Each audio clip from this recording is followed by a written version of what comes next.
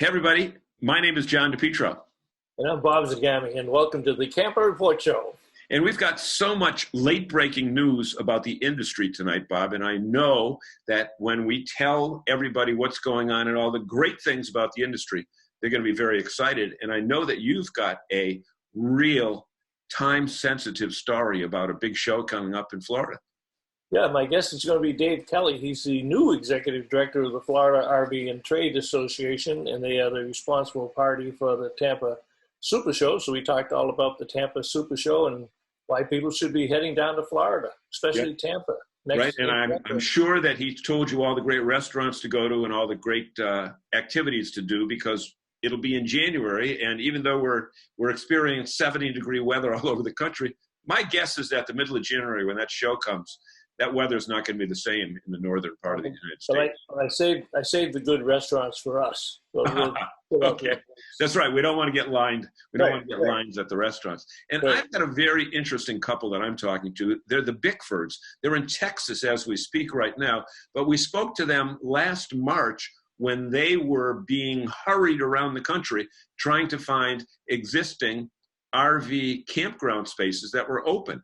And with the COVID news creating headlines all over the world, not just the RV industry, we're talking to them about what advice they may have for full-time RVers that are on the road camping this coming winter. Good. Sounds like a great show. It's going to be a great show. Those are all the stories that we're going to talk about and much, much more. But first, we want to tell you that so you don't miss a thing, make sure down in the bottom right-hand corner you hit that red button that says subscribe. That means every time a new show comes out, you'll be the first to get it. So we'll be back with all of our stories on the Camper Report show right after this.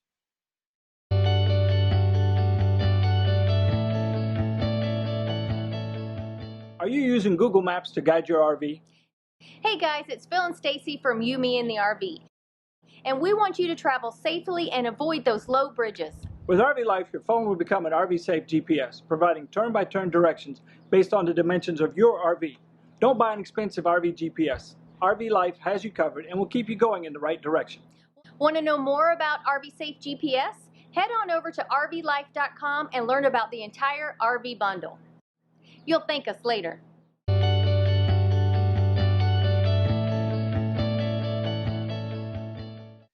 And welcome back to the Camper Report show. My name is John DePietro, and I'm joined by Bob Zagami. And Bob, there's a lot of big news that's going on this week in the industry from the business side of it.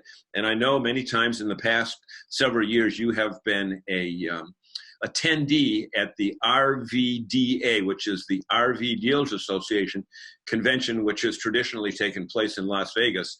This year, it's a virtual show, and you've been attending from sunrise to sunset. Tell us some of the important events that you've seen take place so far with that show. Yeah, it's a business, it's a dealer show. It's the major show for dealers around the country. It's a great networking show, and unfortunately we have to do it virtually this year, but it's been extremely well done and some exceptional speakers to it. And we do typically have the show in Las Vegas in November. And November is kind of a crazy month for our industry anyways, because the Association of RV Parks and Campgrounds, ARVIC, they just did their show 2 weeks ago, and they did it virtually, and that's all the private campground owners in the country. And then 2 weeks from this week, KOA does their show for their franchised and business operations. So it's always very busy in January. And I'm sorry, in November. Yeah. Right. Nobody knows what month it is. That's what I was just going to say. On a normal year, it's always busy for shows because that's when the dealers have traditionally been able to step away from their dealerships. But this year, with the craziness of the year, with nothing really getting going until June, and with the number of new RVers, now what we're finding from the dealer's perspective is that they're as busy as ever doing winterizations and other types of work that normally would take place either during the camping season or in early January or February. So that's got to impact the industry as well. Yeah, one of the sessions I attended this morning was from one of the consulting companies that works a lot with the dealers themselves. And they were talking about this incredible 10-month period since we started with COVID and what it's done to the industry. And there isn't a dealer in this country who is not going to probably have their best year in decades, but more than likely, they're going to have the best year ever. In their company's histories. And it bears out that they're starting to get shipments now. Inventories were a little bit of a concern, but they're starting to get shipments in. So they've had a good year profit-wise, which means they're going to be able to add more staff and improve their services in their facilities. So expect to see a lot of infrastructure improvements at the dealers, no matter where you are, this year. That was front and center on what they were doing. And it looks like, from all the forecasts, but also because he deals with so many dealers, and he deals with the mega dealers and the small dealers, the consolidators, if you will. And it's not a whole lot different from the small ones. In fact, interesting enough, without getting into the dealers' financial picture, but the smaller dealers this year, percentage-wise, had better profitability, a percentage of business, than the large dealers did, because it was a steadier business flow for them, but they just were able to make more money based on the fact that pricing held at a better than normal rate for the consumers. You know, and when you go back to the old supply and demand theory, with the demand certainly not overshadow, but outmatch the supply, which means that the unit cost would go higher. So from a dealer's perspective, it was a win for them. Now the consumer had to pay more, but you know, that's the way it goes in a cyclical economy. Right. And the forecast for next year is 505,000 units. And there's a very good chance that we could actually go past that, given the demand for RVs right now. So that's the scoop from the dealer's perspective. Now, I understand that our good friend Toby O'Rourke, the president of KOA, also took the stage today. What did Toby have to say? Toby had another great presentation. You know, I don't miss Toby's presentations when I'm at the event. I miss them if I'm not there, but she is such a great presenter and such a great ambassador for the industry. And she talks about the whole industry. She talks about the campground industry.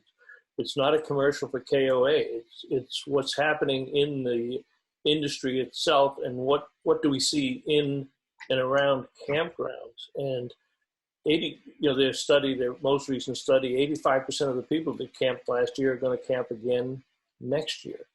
There are 42 million households in America that camp. Think about it, 42 million households that do some form of camping. It might be a tent, it might be a luxury motorhome, but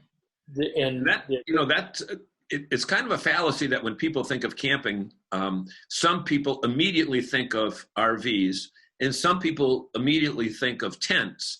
And generally, the two kind of don't hang around each other. Even in the campgrounds, they're kind of separated because you don't want somebody driving a 45-foot diesel pusher near a person who's in a tent, especially if it's the first time they've driven that 45 diesel pusher.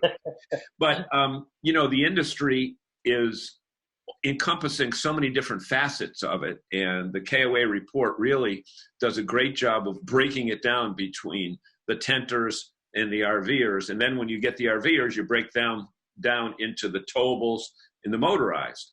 So it really is interesting to see Toby's numbers. Well, the other thing that was interesting, and you and I are really big on people in the industry using the products that they make or the services that they offer to others. And Toby is a very active RVer, has been camping for years since she was a young lady. But her and her husband just bought an RV last year. And so here's somebody that is CEO of the largest campground group in the country, and they have their own RV and they go out camping. And she just had a baby, I want to say 2 months ago, and that the baby was camping within 6 weeks. So she sees firsthand what goes on in the campground and talks to people about what they want and what they need, the services that they like, and they respond accordingly. That helps them with their study. And she said 55% of their new business last year came from Gen Zs and millennials. And that bodes well for future business. Obviously, they're going to grow in the industry, grow in the lifestyle. Plus, we can keep them happy. They'll go beyond tenting. They'll go beyond maybe a Class B or a small travel trailer, and they will grow. So they watch those numbers very carefully, and they'll have their full report, their North American Camping Report, back out again in the spring. But every aspect of their business is growing. And that both, and again, that's not a KOA commercial, but that's true of all the campgrounds. When we talk about the campgrounds that you and I frequent here in New England, and see the growth that they have, and you know, I can't put something up on social media without saying make your reservations early. Early, right? Exactly right. You know, that's interesting that we've kind of talked this way, because we had really realized that the KOA story kind of segues right into the topic that I did some research on that I wanted to talk about right now, is that the outdoor recreation industry has an $8 billion impact on the economy. Now, I'm talking after you've bought the RV. I'm not talking about manufacturing an RV and all the components that go in it. And a recent report by the Bureau of Economic Analysis, which is part of the Department of Commerce, came out and said that the impact that the outdoor recreation people have on the industry, on America, on the gross domestic product of the country, is somewhat amazing. So it's kind of realized that when you go to a town, you don't just pull into an RV, campground, and stay there for 3 days or a week or a month and go away. You go to food stores, you go to restaurants, you go to recreation activities, you go to musical events, you go to theatrical events, et cetera, and you go to food stores. So a lot of times people would say, well, what does that really got to do with it? Well, the fact is, take, for example, Old Orchard Beach, Maine, where you spend your summers. All the cars that you'd see in the parking lots of the food stores, they're not necessarily Maine license plates. Right, that's right.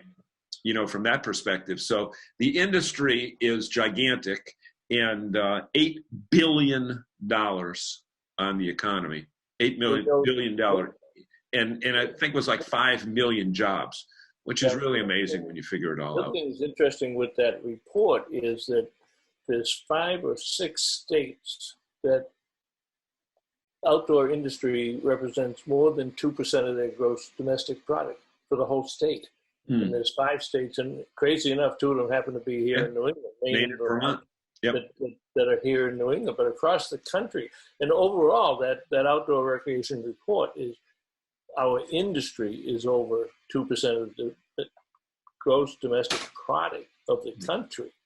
And that's amazing when you figure it's larger than manufacturing, larger than agriculture, as the impact of it. In many states, the industry has asked that every state in the country develop an office of outdoor recreation, an official office almost in their cabinet, to deal with this phenomenon. Now that the industry has brought these numbers to their attention and they can back them up and they can show them the economic impact on the state, they want somebody in the state responsible for getting that money, using the money, getting the federal grants. So it's going to be explosive. The next 5 or 10 years for our industry, the only way to describe it is going to be explosive. Explosive is certainly the right word, because with the number of new campers, and you said there was an 85%, or there will be an 85% retention factor, meaning 85% of those people are going to camp again next year. Then add the new people that are coming onto it, because, I think in September or October, people kind of thought, well, the COVID thing is going away. We kind of licked it, it's gone. And then early November, the numbers start going crazy again, which means people are canceling. Well, cruises are still off, but people need to have a vacation. They need to take time off from work. And now work and home is a blend. So they've got to even get away from the physical trappings of working out of their own home. Well, a couple of numbers that Toby mentioned, and these are the things that a lot of our consumers don't see. But it's incredible that 26% of the campers in 2020 were new campers. Now that bodes with the same numbers that we're seeing in terms of new RV sales are going to be first-time buyers who are then becoming first-time campers. But another 20% of the campers restarted camping again this year and had done it in years past and then stopped doing it. Yep. And the number one reason is safety and security and being in the outdoors. And there was another comment she made, one of the other charts that she had was, people didn't realize how much fun it was to be outside with your family and your kids. Now we know that because we do it. But Yep. And you know what? You're really in control of your environment that way, because you can, obviously it's good to go to the pool, but you can kind of camp at a campground for a weekend without ever having it, if you wanted to, without ever having to leave the campsite. Because if you need internet, most of the major campgrounds have internet, because if you don't want to miss a Red Sox game or a Yankees game or a soccer game or whatever, you've got it there. And these TVs now have the 40-inch screens both inside and outside, and you've got lighting, you've got even fireplaces and everything in all in one place. And funny, the more we talk about it, the more I long for it, because knowing that we're going to be putting the unit away for a period of time. The other thing, 36% of the campers that went camping as their very first trip once restrictions were lifted in terms of people traveling. So 36%, first place they went was to a campground. And 21% of the people who traveled went to a campground. They never went to campgrounds before. So 21%, that matches up with the 20% that she mentioned earlier. So, I'll say it again. They probably hear it every week. You better make your reservations early. You better go buy a new RV, and you better go make your reservations early. And we better get off this segment, because we've got so much more coming up on today's The Camper Report show. Stay with us, but first, make sure before you leave this segment that you hit that button down in the bottom right-hand corner and subscribe to the series, so every time a new one comes out, you will be the first to get it. So we'll be back with more of and tell at least 10 of your camping friends about the show. Well, you know what? They're going to learn things here that they're not going to learn anywhere else. We don't want to toot our own horns, but you know what? We're bringing some good information, and the price is right too. So we'll be back with more. I can officially say we'll be back with more on the Camper Report show right after these very important messages.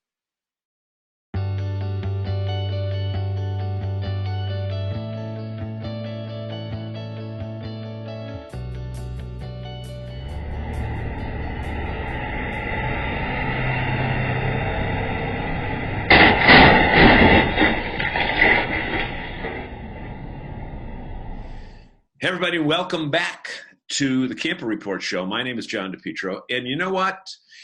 Regardless of whether you camp full-time or part-time, or whether you're in the north, south, east, or west, this COVID issue for the last, 9 months, 8 months, has been wreaking havoc with RVers all over the place.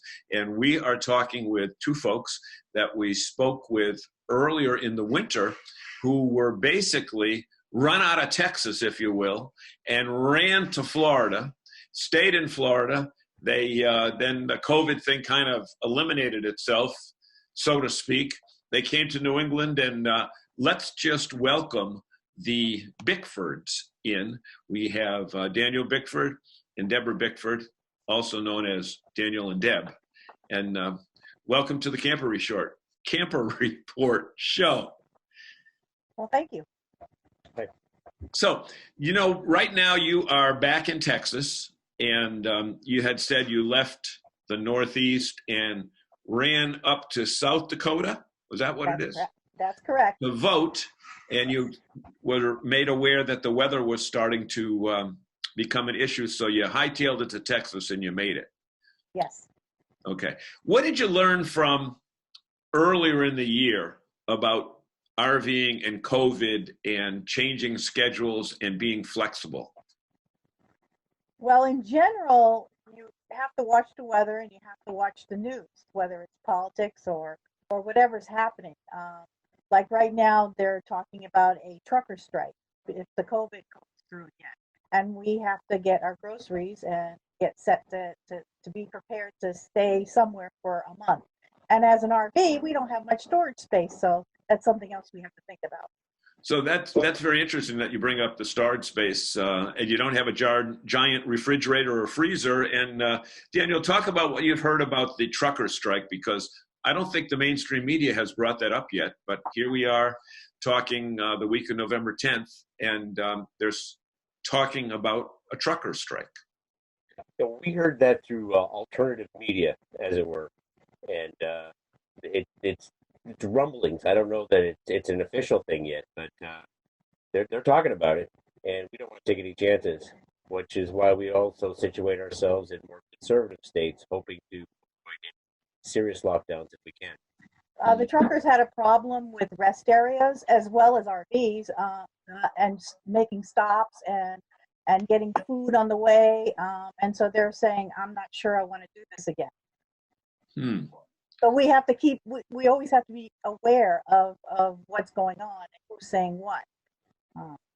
Right, and as we say, you've got to kind of be one step ahead of it, because if you've got to leave where you're at because there's going to be a shutdown or the numbers are going crazy, it's not just as easy as 1, 2, 3 to just pack up and go somewhere else, because if there is a travel ban, like you experienced moving into Florida earlier in the year, that's an issue, right? That will be an issue, because we're scheduled to head more south, and that's usually that's a different system for camping down there. And we have to consider whether we'll be stuck, because we're in Thousand Trails, and that's what is that, collection? Trails collection. Trails collection. And Trails collection was accommodating, but then they were asking for money out of pocket to stay there, but Thousand Trails did not. So that is a consideration that we've been talking about. If we get stuck down south where there's no Thousand Trails, whether we'll be able to have to come back up this way. You have to make the distinction. Trails collection is an add-on to our regular Thousand Trails membership, and they're only 2-week blocks that we get out of that. And we're going to winter on the Mexican border. Right. So tell us, for those that are first-time RVers, and we know since we spoke to you last in the winter, so many people have entered the RVing world, and more families now are hitting the road with their kids because they've got remote schooling. So tell us, not in commercial form, but what is a membership park, and how does it differ from a regular park? More money up front, and pretty much very affordable during the time that you're staying there. So we don't get charged to stay in a park, but we came up with a lot of money to have the membership and to pay our dues every year. So you buy into the program, Thousand Trails, for whatever membership tier you decide to go on, and then you pay yearly dues. And the dues are so affordable. And from there, you can buy in. Once you're in there, you can buy into other RV memberships like RPI or the collections, and add on to what you have with dues there. Our dues are roughly a little over $1,000 a year. And then after that's done, very little out of pocket. Okay, I see what you mean. So what advice would you have to people that are first-timers on the road, like you folks, as far as the coming months are concerned? Because you know what? By the time we record this and by the time we play it later in the week, the numbers can be totally different. But what is the one thing that people should always be aware of? Research. Do your homework before you go. Don't just jump. Do not jump. A lot of RVer full-timers are getting home bases now because of the last COVID. If you look at YouTube, a lot of the popular YouTubers have now got a home base. We choose not to, but yeah, that's how most of them are dealing with it. Interesting. What the easy problem is the Canadians aren't booking this year because they can't go over the border and they're staying up in Canada for their insurance purposes. So it's easier to get a site right now as opposed to normal. Okay, now that's a very interesting perspective that you bring up, in that the Canadians, at least as far as their RVs are concerned, the RVs are still stuck in Canada, and these are people that this time, not this time last year, but last winter, you had the Canadians both in Texas and Florida. This year they're all up there. However, I'm told that you can still fly to the U.S. You can't drive. And we've heard that the Canadians are still coming, and they're just going to rent cabins or something along those lines, at least for a month instead of. We haven't seen much of that. We've seen a few more rentals than we're used to seeing, but nothing extraordinary. Even though a lot of people are buying RVs, I think they're more weekenders. During the week, it's pretty empty at the parks. On the weekends, it's packed. Oh, it is packed. Their entertainment on weekends only, not during the week. It empties out. It's like a big mass exodus on Sunday. And how long have you been at the facility that you're at right now? About a week. About a week. About a week. And your plan is to stay there for how long? Till the 23rd of November. Yes. And then what is the plan after that? We're moving south down towards Mexico. Every 2 weeks to 3 weeks, we're moved to a different one until we get to the southern coast. Okay. So your plan is to stay within the state of Texas? Oh, definitely. Oh, yes. Until April. Okay. Now, how about emergency plans? Do you have any backup plans that if the virus starts going cuckoo down there and you want to get out for your own sanity? Well, Thousand Trails took us in last time, so I'm going to assume that they'll take us in. We'll head for 1,000 Trails. We'll get out of the collection because then we'd have to pay out of pocket. So we might do a mad dash to 1,000 Trails. Mm-hmm. Stay in Texas, though. But it should be noted that you are full-timer, so it's not like you can leave the rig and fly back to New England where you're from. I wouldn't want to do that anyway, but no. At least not this time of year, right? Right. No, we did the whole New England thing. The campgrounds are smaller. There's a lot of reasons why I don't want to go back to New England for a while. So. Okay. Of course, you won't have a choice because they're closed. They're closed until April. I was talking about, are there relatives available that if you need to get off the road, you've got that last opportunity to do so? Well, you'd also have the problem of travel, trying to get through some of the states. I mean, like I said, Florida had us go through checkpoints. I mean, there was periods where they didn't let you do any travel. So, and Texas has been pretty lenient. Florida's been lenient. I think we're pretty safe in those states. I think we cater to RVers, and I think that makes us a lot safer. And Thousand Trails, again, I can't repeat it enough, how generous they were in the last one. We were sitting in Orlando for over 6 weeks. Yeah. Have you had a chance to? A question though. Go ahead, sir. We do have relatives we can fly to. Okay. Have you had a chance to speak with any other campers that are in your boat, if you will, in your RV, in your same situation, that are travelers that you said, hey, what are you going to do? Or have they said anything about what their reserve plans are? Not COVID-wise. Really. Not COVID-wise. I mean, we talked to a family when we were in our last Thousand Trails, and they were going to head mid. I think they're going to be in trouble because they're heading mid Texas, and then they're going to head up the East Coast, and I think the East Coast is going to have a harder time with COVID. When we went up the East Coast, when everything was slowing down, there was a lot of issues with COVID, grocery shopping everywhere. I mean, everything, they were still locked down when they weren't locked down. So I think they're going to have problems with that. Great. Okay. Well, we want to take this opportunity to wish you the best, because we know that it's not a mind easing opportunity, that you're a situation that you're in right now, that, you don't know what's going to happen. in a week or 2 weeks or whatever. And you know what? You're brave people to be on the road. Well, it's the life we chose. We knew that there would be problems. We knew we run from hurricanes, tornadoes, weather. It's just one more part of living this lifestyle. The lifestyle isn't as perfect as people make it out to be. It is what it is. And just like if you had a house, you'd be worrying about how you're going to make your mortgage payments during COVID when you're not working. I mean, you guys have just as many issues to take care of as we do. It's just different. Yep. Yeah. Very interesting perspective. Same issues, but a different aspect of that issue. So again, we want to thank you so much. We have been talking with Deb and Daniel Bickford, who are native New Englanders, who are full-timers right now, that are, I hate to say the term hunkering down, but they're having fun in Texas, and they're going to be there right through April.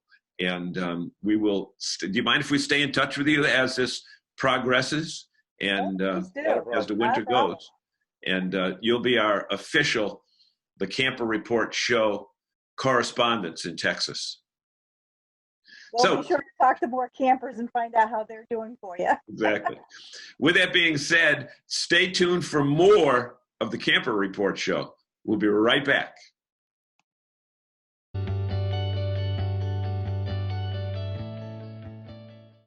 All right, and welcome back to the Camper Report show. My guest today is Dave Kelly, the Executive Director of the Florida RV and Trade Association. Dave, welcome to the show, and I'm delighted to have you here so shortly after being named the Executive Director. Well, thanks for having me. I appreciate it. So a couple of things that we wanted to talk to you about. You know, I'm sure everybody in the world is interested in the Tampa Super Show. I had a chance to go last year, as you know, for the first time, and I was like a kid in a candy jar, and don't know why anybody wouldn't go to the Tampa Super Show, but on target for January? We are. We're still planning full speed ahead. We're working with the county and, of course, the state of Florida to make sure we're doing everything that's required of us to provide as safe and as successful a show as we could possibly put on. Well, you know, go ahead. One of the exciting things about your show is predominantly it's all outside. Well, that's one of the really the nice things we have going for us is that really, other than the supplier buildings where the booth exhibitors are, it's pretty much all outside. So, you know, we're going to be following protocols that we can provide a safe environment. I had the pleasure of going down to the Fort Lauderdale International Boat Show 2 weeks ago, and they did everything perfect. I mean, they did the temperature checks and the hand sanitizing stations, and they did have a mask requirement down there, and no one seemed to it didn't seem to bother anyone. They had good attendance, and they were able to pull it off. So we feel like that we could do the same.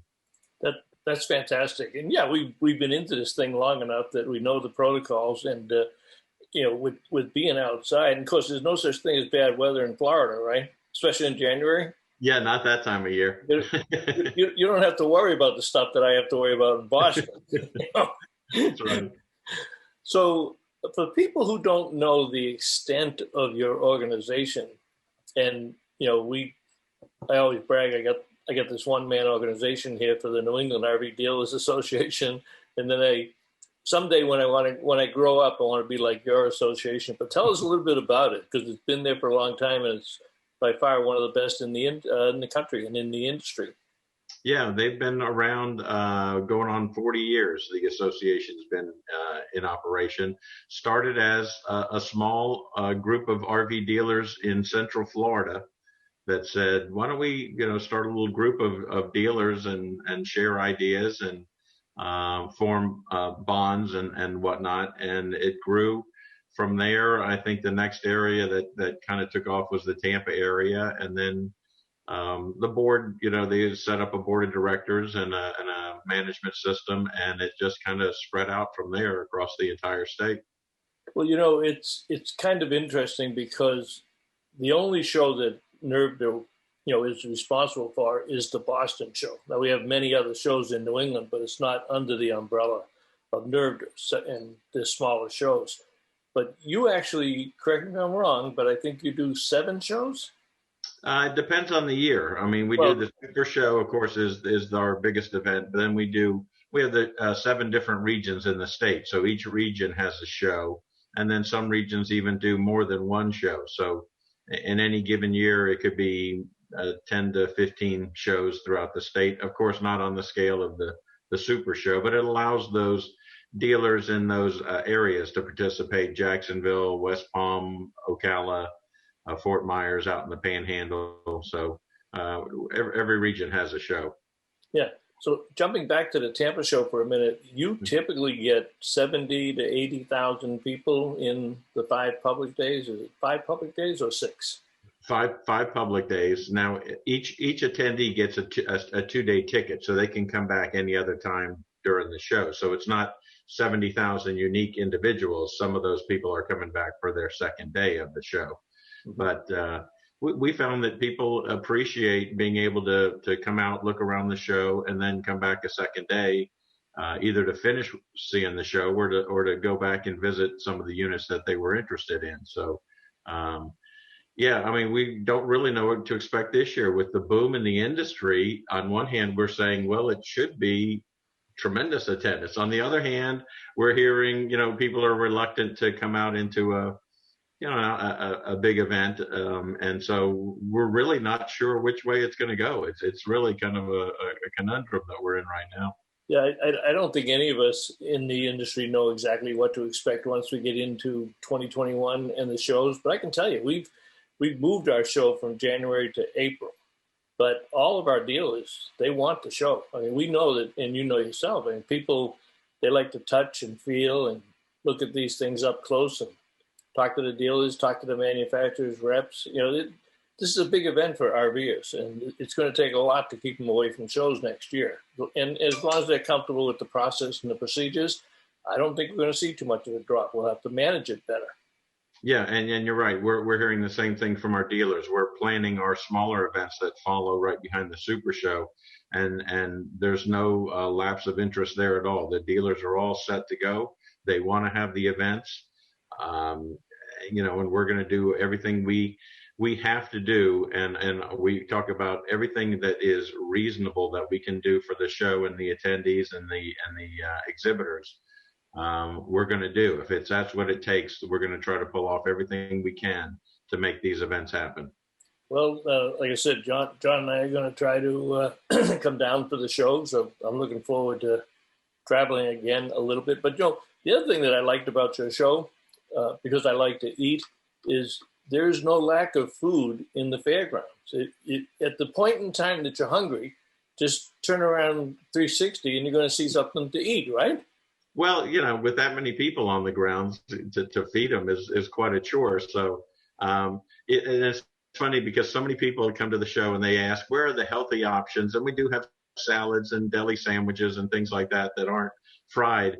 But in the same sentence, you'll see them walk over and grab a corn dog or an elephant ear or one of the other. They're it is a fairgrounds, and so we do have some of the fair type foods on the property. But we have been more receptive to the attendees who have asked for a little bit healthier option, and a lot of people have dietary restrictions and those kind of things. So we're trying to be sensitive to that, but at the same time, you'll see them walking down the thing with a chili dog, covered in cheese, and talk about how healthy.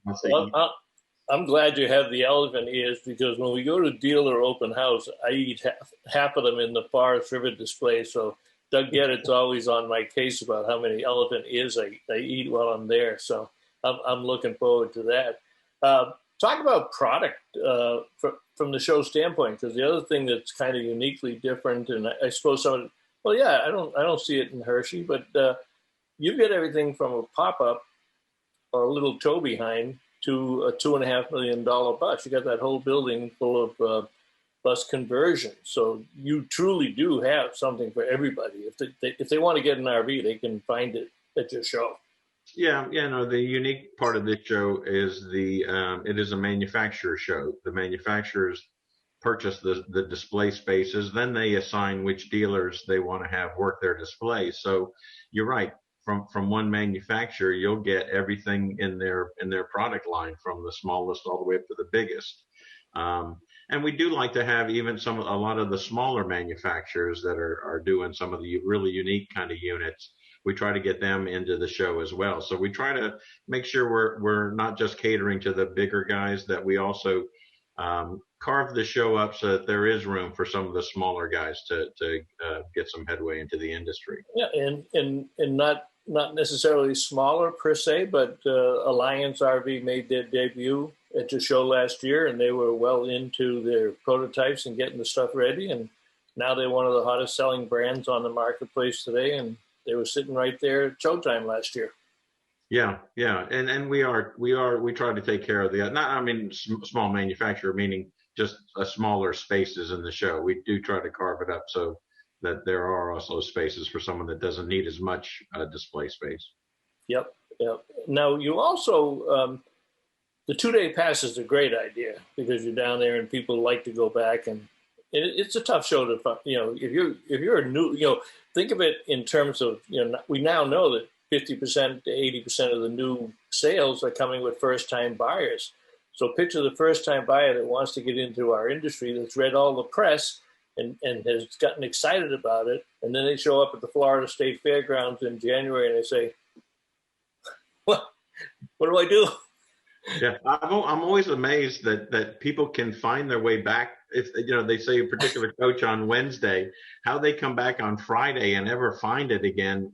I'm always amazed that they're able to do that. But we're trying to make it easier. On our website, we started a couple years ago an interactive map, so they can go into the map, look at the displays. You click on a certain display, it opens up another window, and it'll tell you exactly what products are going to be on display in that area. So we're trying to get them more information before they even hit the grounds, to make it easier for them to find fifth wheels or whatever it is they're looking for.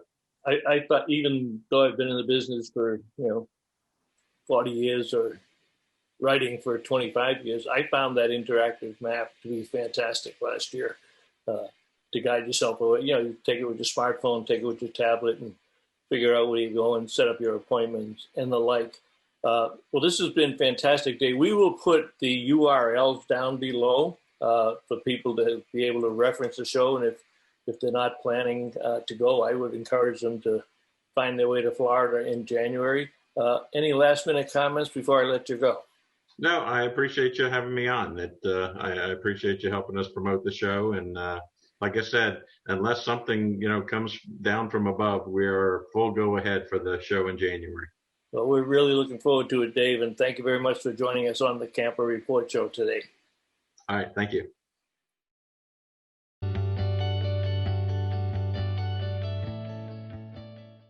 Thank you for joining us on the show this week.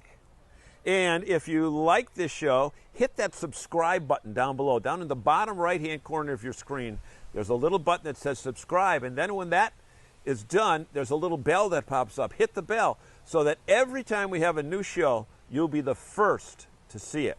And tell all your friends about it.